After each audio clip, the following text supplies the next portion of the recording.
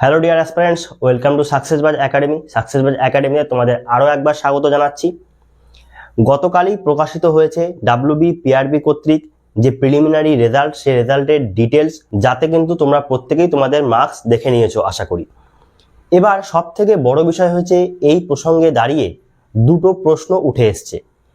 এক, আমাদের নাম্বার কমে গেছে, আমরা যে নাম্বার এক্সপেক্ট করেছিলাম সেই নাম্বারটা এখানে দেখতে পাচ্ছি না, প্রায় 2-3 নাম্বার করে সবারই কম হচ্ছে।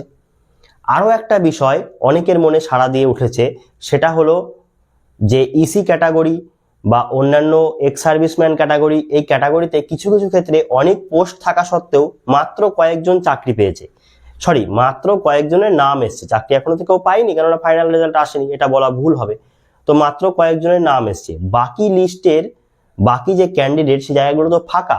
তাহলে সেই ক্যান্ডিডেটের জায়গাগুলো কোথায় গেল? সেই সিটগুলো কি বিক্রি হয়ে গেছে? অনেকেই এমন মন্তব্য করেছে বা অনেকেরই এই মনে হওয়াটা স্বাভাবিক। তো এই দুটো বিষয় নিয়ে আজকে আমি তোমাদের ক্লিয়ারিটি দেওয়ার চেষ্টা করব। আশা করি তোমরা ধৈর্য ধরে ভিডিওটি দেখবে।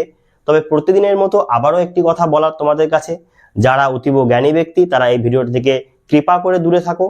যাদের ভিডিওটি দেখে কোনো ইনফরমেশন নেওয়ার বলে মনে হচ্ছে তারা ভিডিওতে থাকো, বাকিরা এখান থেকে স্কিপ করে বেরিয়ে যেতে পারো। ঠিক আছে, চলো আজকের টপিক নিয়ে আলোচনা শুরু করা যাক।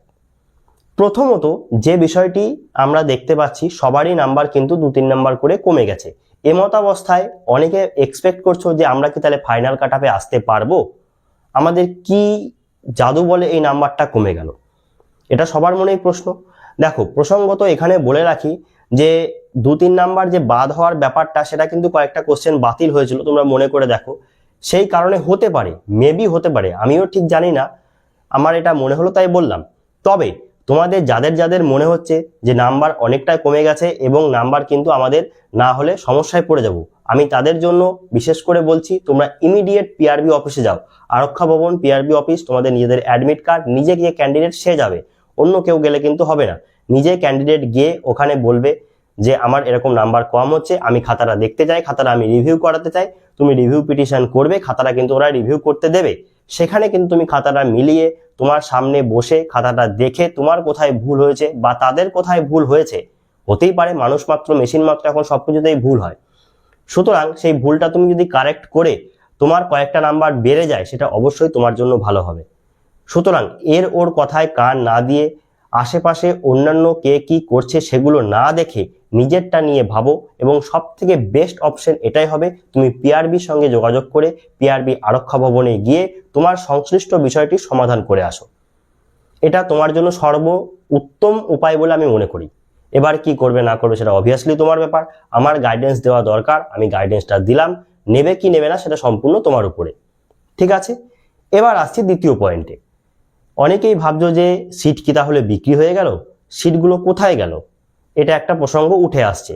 তো এই প্রসঙ্গে বলে রাখি, তোমরা যারা নোটিফিকেশনটা দেখেছিলে তারা অবশ্যই জানো হয়তো যে নোটিফিকেশনটা একটু স্ক্রল করলে নিচের দিকে দেখতে পাবে একটা জায়গায় লেখা আছে যে রিজার্ভড ক্যান্ডিডেট যেগুলো রয়েছে, রিজার্ভ পোস্ট যেগুলো রয়েছে, সেগুলো ইসি ক্যান্ডিডেট হোক বা সেগুলো তোমার এক্স সার্ভিসম্যানের পোস্ট হোক বা সিভিক হোক, সেই পোস্টগুলো যদি কোনো কারণে পূরণ না হয় সংশ্লিষ্ট রিজার্ভেশন দ্বারা, তবে কিন্তু সেই পোস্টগুলো অটোমেটিক্যালি ইউআর ক্যান্ডিডেট, শুধুমাত্র ইউআর ক্যান্ডিডেট আনরিজার্ভড ক্যাটাগরির আন্ডারে চলে যাবে। কথাটা ক্লিয়ারলি বুঝবে। যদি তোমাদের EC candidate, ex serviceman candidate থেকে শুরু করে যতগুলো এক্সট্রা তোমার রিজার্ভেশন দেওয়া আছে, সেই রিজার্ভেশনের কোনো ক্যান্ডিডেটের লিস্ট বা কোনো ক্যান্ডিডেটের সংখ্যা যদি পূরণ না হয়, সেই এক্সট্রা যে ভ্যাকেন্সিটা থাকবে সেই ভ্যাকেন্সিটা টোটালি অ্যাড হয়ে যাবে কিন্তু ইউআর ক্যান্ডিডেটদের সঙ্গে। অর্থাৎ আমরা যেটা প্রথমে দেখেছিলাম, ইউআর ক্যান্ডিডেটদের ভ্যাকেন্সি কিন্তু তুলনামূলকভাবে কম ছিল। ঠিক আছে, তো সেই জায়গায় দাঁড়িয়ে ডাইরেক্ট যে ইউআর ক্যান্ডিডেট, সেই ইউআর ক্যান্ডিডেটের কিন্তু লিস্টটা চলে যাবে বা ইউআর ক্যান্ডিডেটের কাছে কিন্তু ভ্যাকেন্সিটা চলে যাবে। সুতরাং ইউআরদের সেখানে ডেকে নেওয়া হবে এবং সেই ভ্যাকেন্সিগুলো ইউআর ক্যান্ডিডেট দিয়ে পূরণ করে নেওয়া হবে। আশা করছি বোঝাতে পেরেছি। এর ডিটেলস তোমরা কোথায় পাবে? নোটিফিকেশনটা একবার কষ্ট করে ডাউনলোড করো। সবই যদি আমি প্রোভাইড করে দিই তাহলে তো হবে না বাবু। তুমি একবার নোটিফিকেশনটা ডাউনলোড করো, ডাউনলোড করে সেখান থেকে একবার নোটিফিকেশনটা একটু ডিটেলসে পড়ো।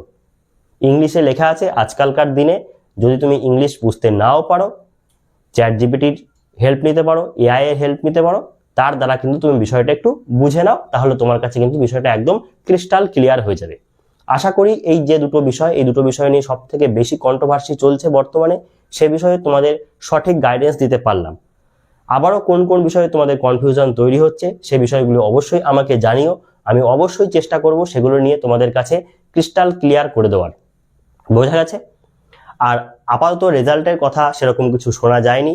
গতকাল আমি যেটা বলছিলাম, যদি ভোট পর্বের ঘোষণার আগে কেস মিটে যায় তাহলে কিন্তু রেজাল্ট দেওয়ার প্রবল সম্ভাবনা রয়েছে।